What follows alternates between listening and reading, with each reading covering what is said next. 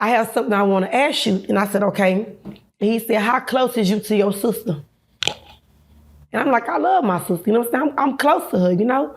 And that's when he had told me, well, I need you to make a phone call home because your sister was murdered this morning.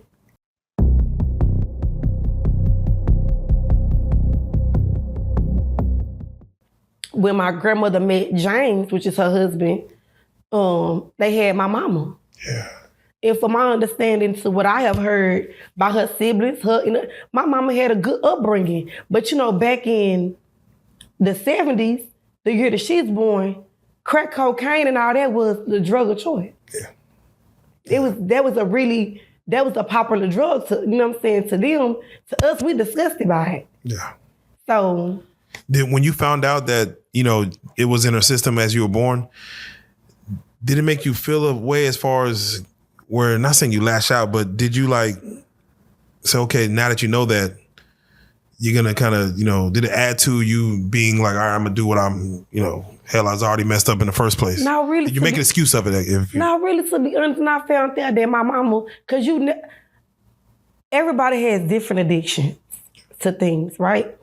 So when I find out all these different things that's been happening upon my mama and trauma and stuff, it makes me really want to like get to know her because I don't feel that my mother really knows me and I don't know my mama. Because right when she came home from prison, I'm pushing down 7. She did 7 years. Oh, wow. Or a little bit less than 7. Would you like to see her on this platform? I would love for my mama to come and speak her truth. Yeah. And that's something that I did address to her because I do feel like, you know, I took my mama through some things when I started acting out.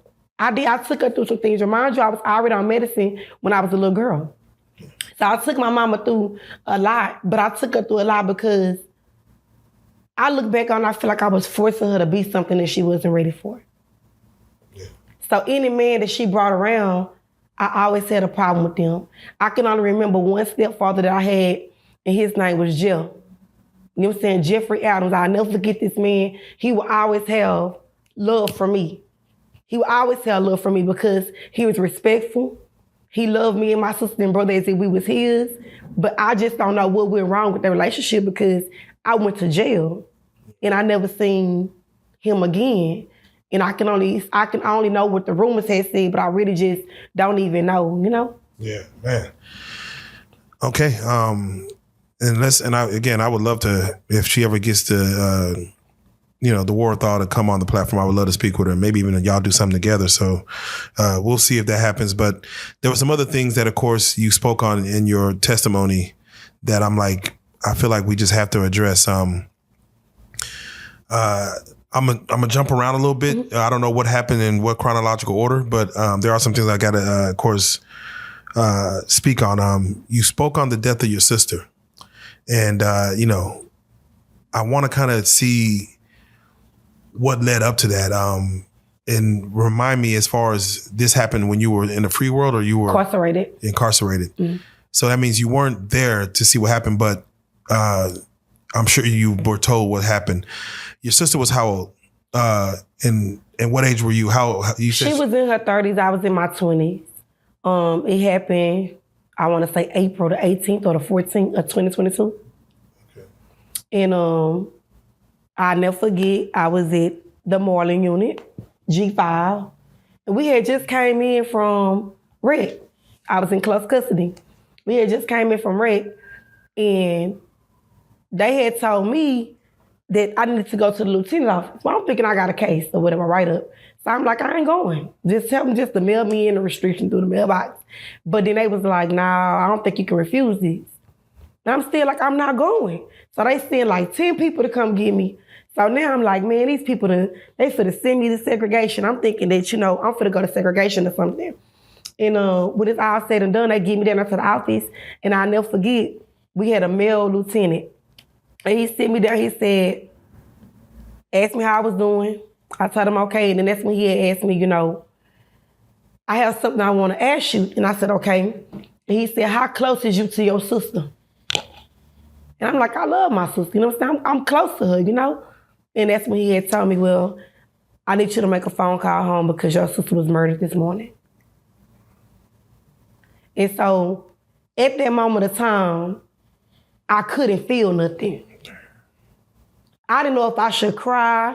I didn't know if I should scream. I just didn't know what to feel at that very moment. I didn't know what to feel because at this time, I already did over 13 years. Yeah.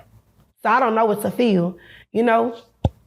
My grandmama's death made me very angry, and my sister's death made me feel a whole totally different emotion.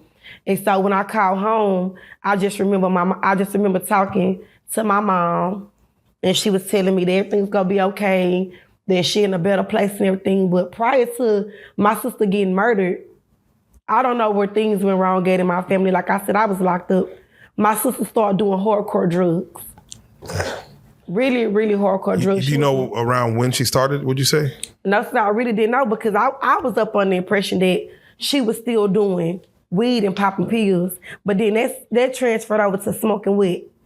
Then that transferred over to they saying that my sister was smoking rocks. So it was like, dang, I just didn't know. And Quayla her name was Quayla. She had a lot of love and support out here in Dallas. Like, people loved her. I can actually say that. I can say, being humble and wholehearted, my big sister was a loving person. We all got our flaws, you know what I'm saying? She did things that she wasn't supposed to do or whatever, but at the end of the day, she was fighting a demon like anybody else with an addiction. Yeah. And I can't really say what really took place between her and that man because I don't even really know what took place between her and that man. I just know that he didn't have to kill her. Yeah, I was gonna say, what story was told to you? It was told to me that like he had been threatening to do something to her. Like they was sleeping together off and on, and you know how possessive men is. And one day he had pulled up in South Dallas they was arguing. She get in the car with this is what the footage shows. Because I got the footage. Oh, you've seen the footage of I've seen the footage. Oh, wow. She gets in the car with him. When she gets out the car with him, he shoot her. I want to say she take her running or walking up there by the store, by these apartments. And they say that she said, I've been shot, and she falls to the ground. She died on sight. She was pierced from the back. So she died on sight. She was shot in the back. She was shot through the back, so she died on sight. And and I can be a woman to say, am I angry with him? No. Do I wish anything bad on him? No. I don't, because I once victimized somebody. And even though them people did not lose their life at the hand of two reckless children, somebody was placed in harm's way. Yeah. At that moment of time, I could have wrecked that car and killed everybody in there. I could have took a gun out there and killed. You have to sit back and you have to really, really empathize some things and put yourself in somebody else's shoes. It's been times where I done played with somebody's emotions. And you just never know how that makes the next person feel. You just never know. I done been on both sides of the fence to where I have somebody loving me dearly and I'm playing with them and I'm leading them on and I don't know what these people are thinking to do to me. And it's been times where I done been on the other side of the fence where people done played with me and I'm contemplating suicide. So we have to be mindful of what we do to people. What we say to people, leading people on, making people feel. Sometimes, when you say you're done, you just gotta be done. You just gotta be done. You just gotta be done. There's no way you can be friends with somebody who in love with you. And there's no way you can be friends with somebody that you in love with. When you say you're done, you just has to be done. That's true. The killer of your sister, did he get any time for that? Yes. And my family is angry. Is he still serving time? They gave that man 10 years. 10 years. In my family. You did more time than him and he took a life. Yes, in my family, they are angry. They angry, but I'm gonna be honest with you, I forgave him. And I have contacted Austin headquarters because I'm having a visit with him. Because, like I said, mistake. I think that he should have killed her? No. But at a moment of time when you're broken and you hurt and you going through something, your mind is clouded. And it took a lot of growing up and maturity for me to be able to forgive him and see things this way. Because I ain't always saw it like that. Yeah. I ain't always saw it like that. When it first happened, I was like, you know what? We gonna just be tit for tat. He took somebody I love, so I'll take somebody he loves. We can just be tit for tat. But then as I thought about it and I made parole and I started seeing a bigger picture, I had to tell myself, that ain't what I'm here for, man. Who knows? If he wouldn't have done it, who would the streets have done it? Yeah. Would the drugs have done it? Would she have done it to herself? No, that's very true. And you have to look at it like that, like, To find peace within yourself, you really do.